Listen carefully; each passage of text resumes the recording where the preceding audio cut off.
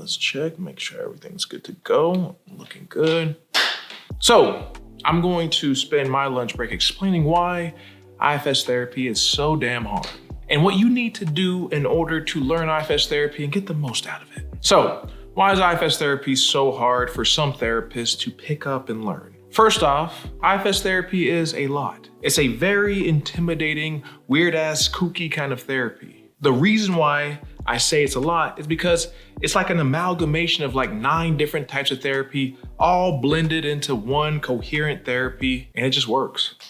So let's break it down. So the first therapy that we'll find in internal family systems is family systems therapy. But in IFS, it's applied to your internal system. So your parts replace your family members, and that's what we're working with. After that, we have Jungian psychology. This is a fan favorite of many therapists. IFS adopts the idea of psychic multiplicity.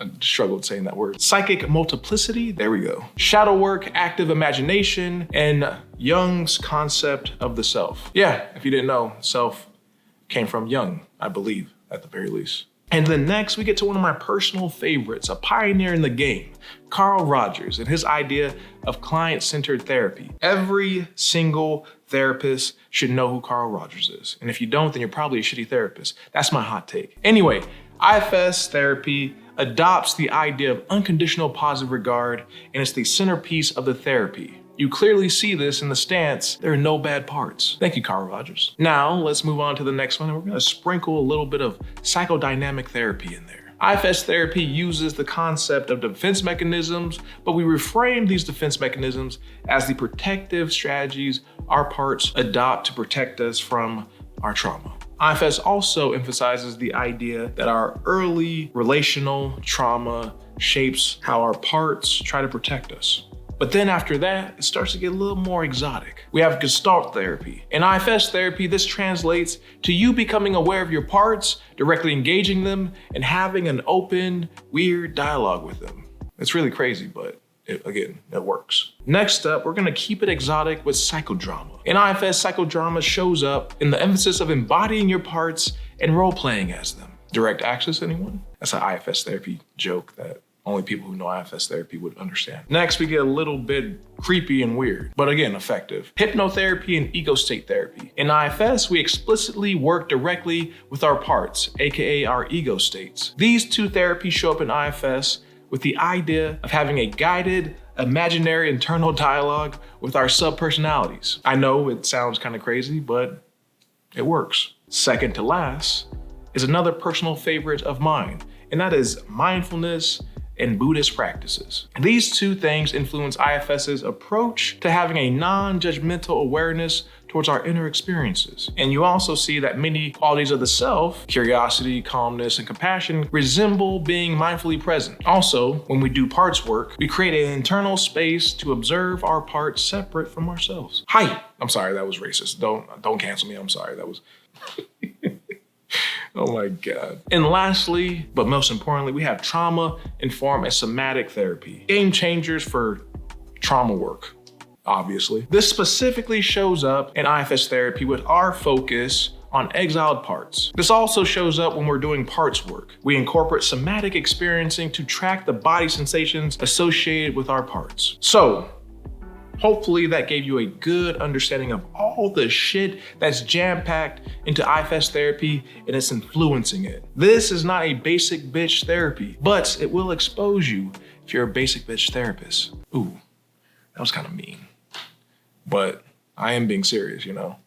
I have 8 years of experience and that greatly helps me understand IFS therapy. So I can't even imagine trying to learn all this shit, you know, the first couple of years of being a therapist. A lot of it would go over my head.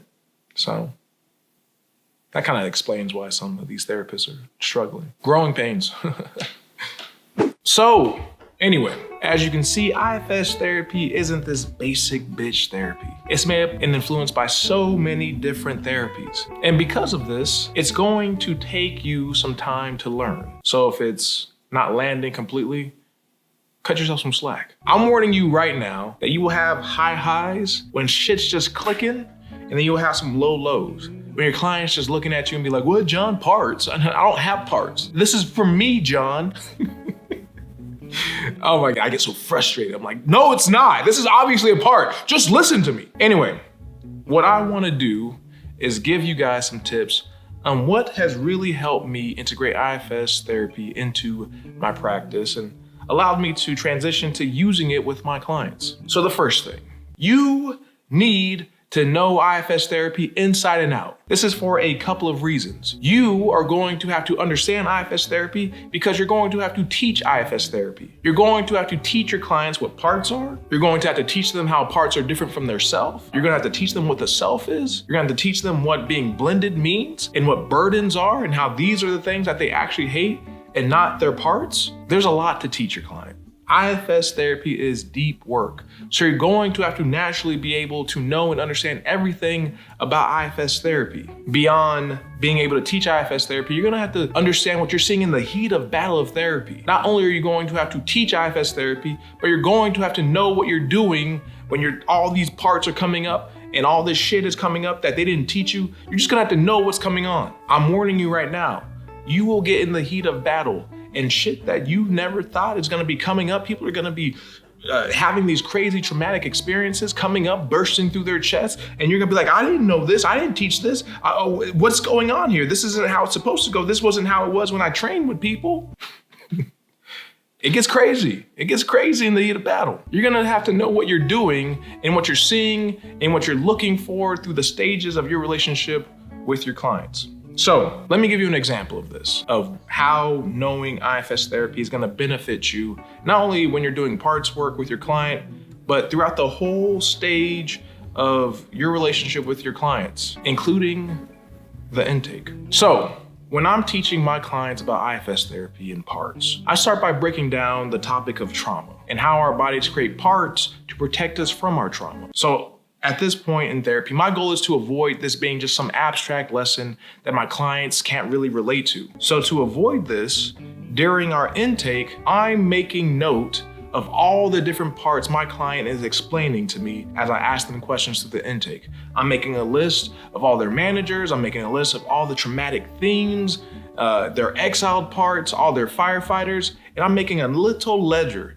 and I plan on using this in the future. This is very helpful because when I'm teaching them about IFS therapy, I'm incorporating the information and explaining their system along with this lesson. And what this does is it helps them get a better understanding of this weird ass therapy because I'm breaking down all this information that they gave me, incorporating it into the teaching, and they're seeing it from a personal lens, not just this abstract kind of teaching. I'm telling you right now that the biggest obstacle that will get in the way of you successfully doing IFS therapy with your clients is your ability to teach and their ability to buy into the concepts of IFS therapy. It is a weird ass therapy. I'm essentially telling my clients that they have multiple personalities. Black people, they already ain't gonna fly with that. That ain't gonna fly with them. And then after I tell someone that they have multiple personalities, I'm going to tell them that what we're gonna be doing in therapy is talking to these personalities. And that when we talk to these parts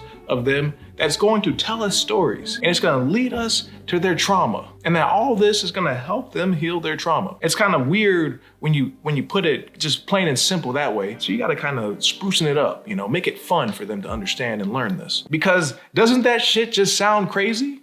But this highlights why you need to be confident with your teaching. And this takes us to our next question. How does one become confident? I read the shit out of the book Internal Family Systems Therapy, 2nd edition, of course. Outside of doing IFS therapy with your own therapist, this is the best way you will learn about IFS therapy. I read this book probably about 3 times, and then I annotated every important word my 4th time reading it. So it really sunk in with me. On top of that, I also have the audiobook and I passively listen to it whenever I'm going to the gym or whenever I need to sprucing up on a certain section of IFS therapy that I might be forgetting. So I'm harping on you knowing IFS therapy so much because you will feel crazy when you describe it to one of your clients, but this shit works. The more time you spend understanding IFS therapy, the more you start to believe it, and the more you start to believe it, the more confident that you will come off when teaching it, and the more confident that you come off when teaching it, the more it's gonna resonate with your clients, and they're gonna buy into this cult that you've already sold your soul to. I'm just joking. I'm not Nicole. I'm not selling my soul to anything. I cast that down in the name of Jesus. I cast it to the feet of Jesus. Raised up in a Christian household. I'm Christian. Anyway, let's get to the next point. Another thing I do that helps is I also recommend my clients read the book, No Bad Parts. This will help them gain their own base of knowledge and bridge any gaps that I can't fill by my own teaching. So I will have links to both books in the description. So the next important thing is the self. The biggest takeaway that I have gotten from this training that I didn't completely understand from reading the book was how important the self is. I know that the book talks about the self, but I did not get that sense that the self was so important until I took the class. You understanding the self and its importance will drastically alter how effective you are as an IFS therapist. I'm not playing when I say this. You need to be able to strongly establish and teach your client how to have a relationship with their self, what self-energy is, and what it feels like. Again, this is so important. When your client understands their self, IFS therapy just flows so much more smoothly. And this is powerfully healing for them. So, how does a pro like me teach my clients about their self? I do 3 things. I go through each of the 8 C's of self: calmness, curiosity, compassion, courage, confidence, clarity, connectedness, and creativity. And over the course of 2 sessions, I break down in great detail each of the 8 C's. First, I use psychoeducation so they can understand it. And then I use meditation so they can feel it. And then I use exposure therapy so they can experience it. So you're probably like, what the f does that even look like, John? So let me help you by breaking it down. I'm giving you guys my secrets. I should be charging you guys for this, but I want everyone to just be an overall better therapist. So I'm gonna give it to you guys for free. So first, let me take one of the 8 C's. I think we'll focus on compassion. So first, I'll use psychoeducation. I'll explain, and this is just a quick and dirty explanation. So I'll be like, compassion is your ability to be open-hearted towards yourself without feeling the urge to fix or change or judge or to avoid. So now that my client has a basis of understanding of what compassion is, then I'll walk them through a quick guided meditation that helps them conjure up what compassion feels like. I know this is kind of artificial, but it usually works. So I'll be like, in my sexy therapeutic voice, I want you to try to find your inner sense of compassion. And then we'll go through like a nice guided meditation that conjures up feelings of compassion. Now, let me tell y'all something. This is where shit gets real interesting, especially when it comes to compassion. This meditation does 2 things for me. It helps to teach my clients what self-energy feels like, but it also helps to snuff out and expose their parts without fail, especially when it comes to compassion.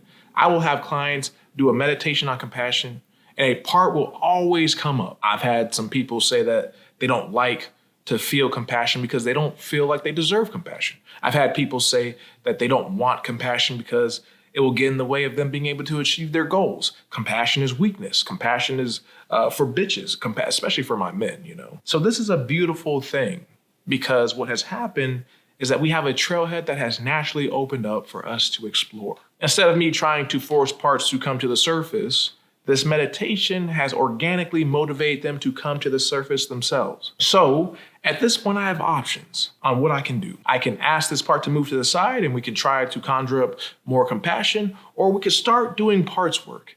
And I can give my client a test run of what IFS therapy looks like. So for the sake of just teaching this, let's just move on. I hope you understand what I'm talking about. But let's say that your client is able to experience compassion without having any parts come up. We still need parts to come up.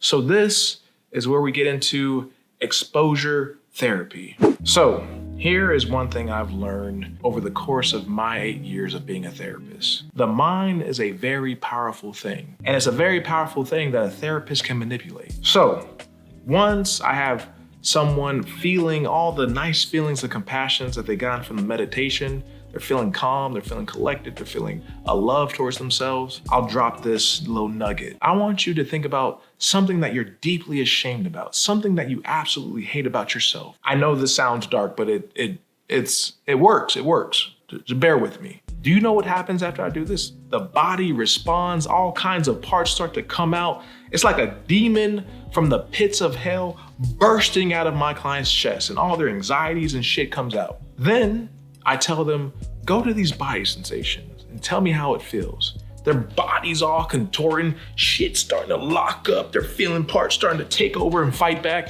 It's really a thing to behold. I don't get any pleasure out of this, but it's giving them an experience. It's letting them know that this part shit ain't nothing to play with. This is real shit. So then eventually I will put them out of their misery. And I tell them, you remember that self-compassion that you were able to conjure up and feel earlier? I want you to go back to that feeling, and I want you to extend that self-compassion towards this part you're feeling right now. And typically without fail, they experience that soothing nature of their self-energy being able to calm their parts down that were previously in distress. Now, before I wrap this up, I just want to say something really quick. I'm giving you a warning. Don't do this shit unless you know what you're doing. This somatic shit, it ain't nothing to play with. You might be trying some shit for the first time and you might open some shit that you can't handle. So you have to know what the hell you're doing if you're going to open a wound that compassion isn't going to have the ability to heal. I don't want anyone coming back to me